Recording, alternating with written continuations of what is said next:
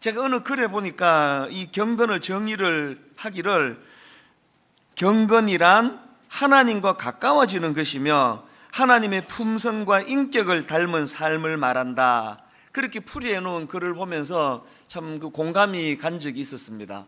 평생을 나는 굉장히 믿음이 좋은 경건한 하나님의 사람이라 생각을 했는데, 결정적으로 하나님이 웃기는 소리 하지 마라, 그거 다 헛경건이다, 불법을 행하는 자들아 떠나가라, 이런 평가를 받는다고 한다면 이거는 상상도 못할 일인 것 같습니다.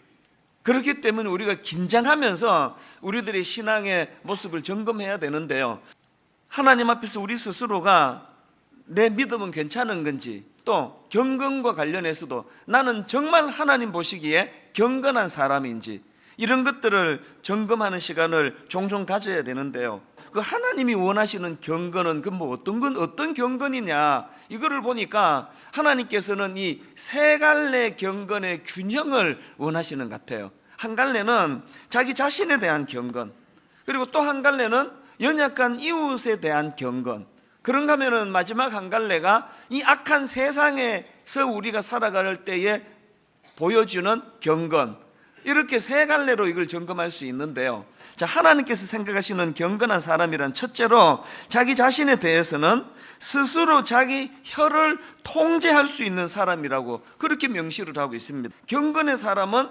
하나님의 통제권 아래 놓여 있는 사람이라는 걸 강조하기 위한 거 아닙니까? 누가 경건한 사람이라고요? 하나님에 의해서 통제를 받는 사람.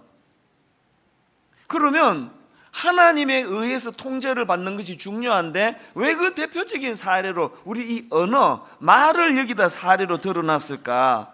왜 자기 혀를 제갈 물리지 아니하고 우리 말이 하나님에 의해 통제를 받는 것이 왜 중요하냐? 왜 그러냐 하니까 고린도전서 13장 11절입니다. 내가 어렸을 때에는 말하는 것이 어린아이와 같고 깨닫는 것이 어린아이와 같고 생각하는 것이 어린아이와 같다가 장성한 사람이 되어서는 어린아이의 일을 버렸노라. 이걸 보면은 여러분, 우리 하나님께서는 우리가 사용하는 언어가, 말이 어떤 것인가를 생각보다도 중요하게 생각하신다는 걸 알 수가 있습니다. 하나님의 관점으로 그 어린아이의 일이라는 첫 번째 항목이 말하는 게 어린애 같으면 그 어린애라는 거예요. 목사고 양복 입고 신사 모양 이거 다 필요 없습니다. 하나님 보시기에는 말하는 게 어린애 같으면 그 어린애 같은 사람이라는 거예요. 왜 말하는 게 이렇게 중요하냐? 그 다음 구절을 보십시오. 내가 어렸을 때에는 말하는 것이 어린아이와 같고 깨닫는 것이 어린아이와 같고 생각하는 것이 어린아이와 같다가, 왜 말하는 게 늘 저 사람 어린애 같습니까? 깨닫는 게, 생각하는 게 어린애 같아서 그렇다는 거예요. 오늘 우리가 하나님 앞에서 내가 경건한 사람인가? 나는 성숙한 크리스찬인가? 이거를 점검하는 중요한 잣대는, 나는 내 입술이 하나님에 의해 통제되고 있는가? 타이틀은 목사고 장로고 권사고 그런데 입술이 통제가 안 돼가지고 내키는 대로 그냥 짓거리듯이 저 사람이 이런 말을 할 때 어떤 기분인지 전혀 고려하지 않고, 그래서 그냥 저 권사님만 만나고 나면은 몇 마디 나누고 나면은 맥이 탁 빠지고 기운이 없어지고, 이런 분은요 어린애예요, 어린애. 그 경건한 사람 아닙니다. 여러분은 여러분이 입술이 하나님에 의해서 통제를 받고 있기 때문에 누군가 여러분을 만나고 나면 용기가 생기고 힘이 나고, 여러분의 언어가 지금 그 생명을 살리는 언어입니까? 여러분의 언어가 누군가에게는 참 낙심한 사람에게 격려가 되고 용기를 주는 언어입니까? 이런 것들이 내가 경건한 사람인가 아닌가를 점검하는 잣대라는 것입니다. 그런가 하면 두 번째로 하나님께서 생각하시는 경건한 사람이란, 이웃에 대해서는 연약한 이웃을 돌보는 긍휼한 마음이 있는 사람, 이런 사람이 경건한 사람이라는 겁니다. 이것 좀 의외 아닙니까? 우리가 생각하는 이 경건이라는 건 다 정적인 거예요. 그래서 묵상, 이 경건한 모습 아닙니까? 또 예배를 경건하게 드리십시오. 이건 핸드폰도 끄고 그 잡다한 생각으로도 벗어나서 정적으로 하나님께 집중하는 걸 예배를 경건하게 드린다 그러지 않습니까? 오죽하면은 그 묵상하는 걸 quiet time, 큐티한다. 그 quiet time, 조용한 시간이다 이렇게 표현하겠냐고요. 우리가 생각할 때 이 경건이라는 것은 다 이렇게 정적인 그 이미지로서 그렇게 각인이 되어 있는데, 여기 보니까 하나님이 생각하시는 경건은 굉장히 액티브해요. 가난한 이웃을 돌아보고 그들에게 마음을 다해 섬기고 봉사하고. 그래서 제가 그 한번 이런 용어를 저 스스로 만들어 봤는데요, 경건이 두 종류라는 거예요. 하나는 정적인 경건이 있고 하나는 동적인 경건이 있다는 거예요. 근데 오늘 우리가 반성해야 되는 게, 오늘 현대교회가 너무 정적인 경건만 지금 추구하고 그쪽으로 치우쳐 있는 것 아닌가, 이걸 좀 돌아보자는 이야기입니다. 자, 그러면 이런 질문이 가능하지 않습니까? 아니, 그 고아를 돌보는 거는 구제지, 그게 무슨 경건이냐? 왜 과부를 돌보는 걸 경건이라 그랬냐? 이런 질문을 하신다면 여기에 대한 답이 마태복음 25장에 예수님의 말씀 안에 담겨져 있습니다. 예수님이 마태복음 25장 35절 36절에서 비유를 들어주시는 말씀 한번 들어보십시오. 내가 줄일 때에 너희가 먹을 것을 주었고, 목마를 때에 마시게 하였고, 나그네 되었을 때에 영접하였고, 헐벗었을 때에 옷을 입혔고, 병들었을 때에 돌아보았고, 옥에 갇혔을 때에 와서 보았느니라. 야, 진짜 여러분, 제 생애에 주님 앞에 내가 이런 평가만 받을 수 있다면 소원이었겠습니다. 뭘 더 바라겠습니까? 이건 뭐 극단적인 칭찬 아닙니까? 그 상대방도 막 너무 당황이 돼가지고 뭐라고 반응하느냐, 37절입니다. 이에 의인들이 대답하여 이르되 주여, 우리가 어느 때에 주께서 줄이신 것을 보고 음식을 대접하였으며 목마르신 것을 보고 마시게 하였나이까? 어느 때에 나그네 되신 것을 보고 영접하였으며 헐벗으신 것을 보고 옷 입혔나이까? 어느 때에 병드신 것이나 옥에 갇히신 것을 보고 가서 배웠나이까? 하리니. 그랬더니 40절에 주님의 대답을 보십시오. 임금이 대답하여 이르시되 내가 진실로 진실로 너희에게 이르노니 너희가 여기 내 형제 중에 지극히 작은 자 하나에게 한 것이 곧 내게 한 것이니라. 이 이상의 경건이 있습니까? 오늘 우리가 주변에 세상 사람은 별로 주목하지 않는 고아와 과부로 표현되는 참 보잘것없어 보이는 한 연약한 이웃에 대하여 마음을 담아주는, 그게 주님을 섬기는 행위라고 주님이 직접 말씀하시는 거예요. 그런가 하면 세 번째로 하나님께 생각하시는 경건한 사람이란, 이 타락한 세상에 대해서는 자기를 지켜 세속에 물들지 않는 사람이다, 이렇게 정의를 합니다. 우리가 비록 발은 이 땅에 딛고 살아가지만 우리는 이 세상에 속한 사람들이 아니에요. 그렇기 때문에 이런 타락한 세상과 구분되어 이 타락한 세상에 물들지 않은 그 사람이 경건한 사람이라는 겁니다. 오늘 한국교회 거의 대부분의 성도들이 회개해야 되는 게 이 부분 아닙니까? 이 경건과 관련한 이 세 가지요. 자기 자신에 대해서는 스스로 자기 혀를 통제할 수 있는 사람, 또 이웃에 대해서는 연약한 이웃을 돌보는 긍휼한 마음이 있는 사람, 또 타락한 세상에 대해서는 자기를 지켜 세속에 물들지 않는 사람, 이렇게 세 부류의 이 경건이 잘 조화를 이룰 때 하나님은 너 참 경건하다, 이렇게 평가를 하신다는 거예요. 하나님께서는 그 약자를 돌보는 그 사람이 경건한 사람이다 할 때, 그 사도행전에 나오는 다비다라는 여인을 제가 주목하게 됩니다. 사도행전 9장 36절 37절입니다.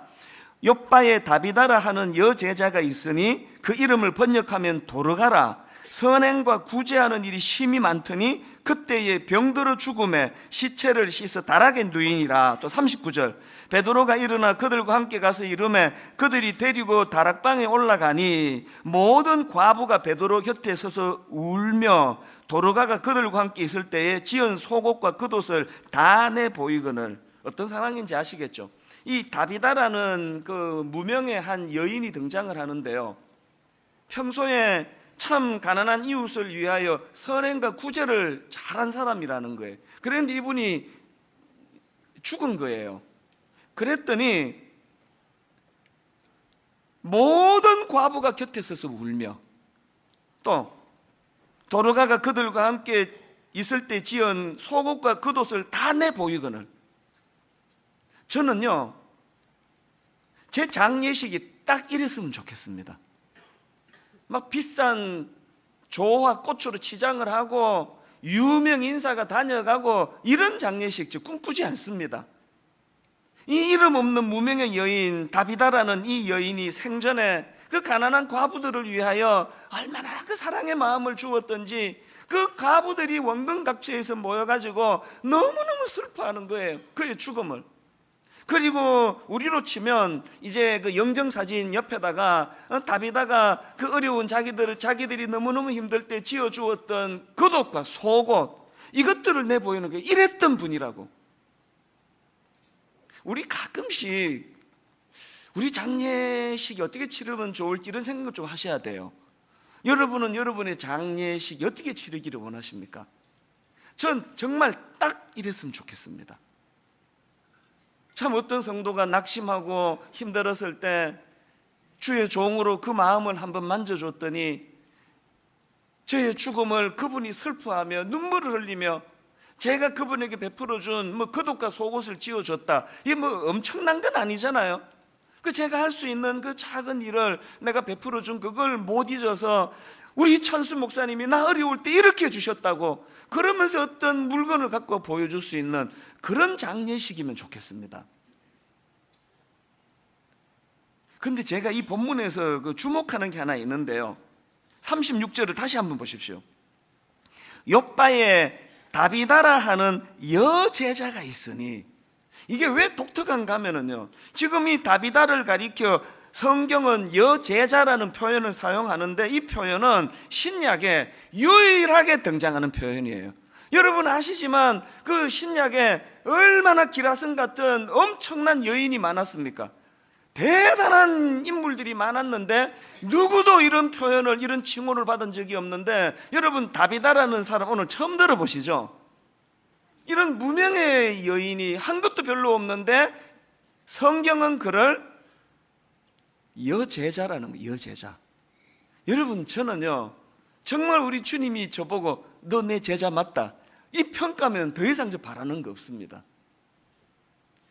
제가 무슨 말씀을 드리고 싶으냐, 저는 여러분 모두가 다 너는 주님의 제자야, 여종이야, 넌 여제자야, 이런 평가를 받기 위해서 너무 비장해지지 말자는 거예요. 너무 거창해지지 말자는 거예요. 하나님은 제가 막 대한민국에서 제일 유명한 교회, 제일 큰 교회 만들면 너 내 제자 맞다 하시는 분이 아니에요. 우리 제자가 되기 위하여 너무 비장해지지 말고 다비다처럼 어느 구석진 데 가서 눈물 흘리는 참 보잘것없는 한 과부 같은 연약한 이웃을 보면 가서 손수건 하나 건네는 이 행위, 그 등 한번 두드려주는 행위, 오늘도 이 큰 교회 안에 소외감을 느끼고 있는 참 외로워 보이는 한 성도에게 다가가 말 한마디 건네주는 그런 우리의 모습, 이런 것들을 주님은 외면하지 아니하고 네 그거 보니까 너 내 제자 맞다, 주님 그런 평가를 하시는 거 아닙니까?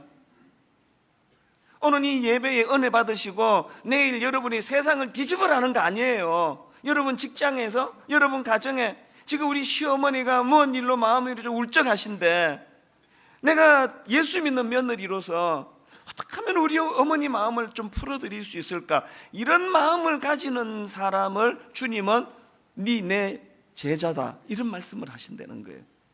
고넬료라는 인물도 마찬가지입니다. 사도행전 10장 1절 2절을 보시겠습니까?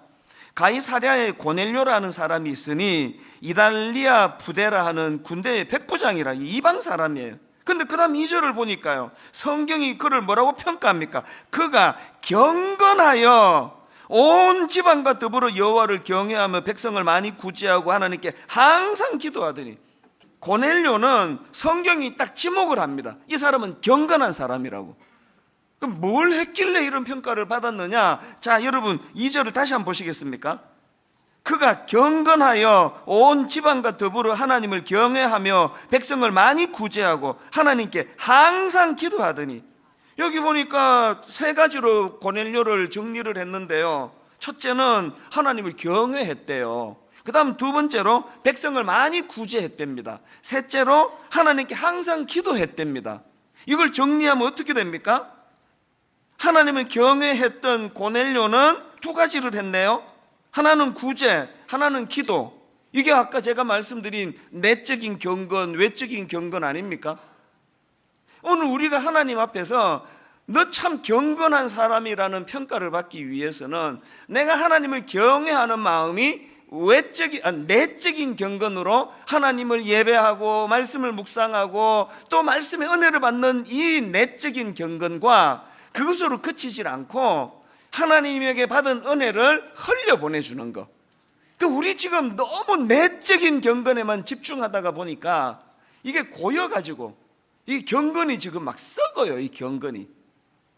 하나님이 우리에게 흘려보내주시는 십자가 사랑의 특징은요, 그 흘려보낸다는 특징이 있다고 근데 계속 강조하지 않습니까? 그 흘려보내주시는 하나님의 은혜로 우리에게까지 이런 은혜가 넘쳤다면 어떻게 해야 됩니까?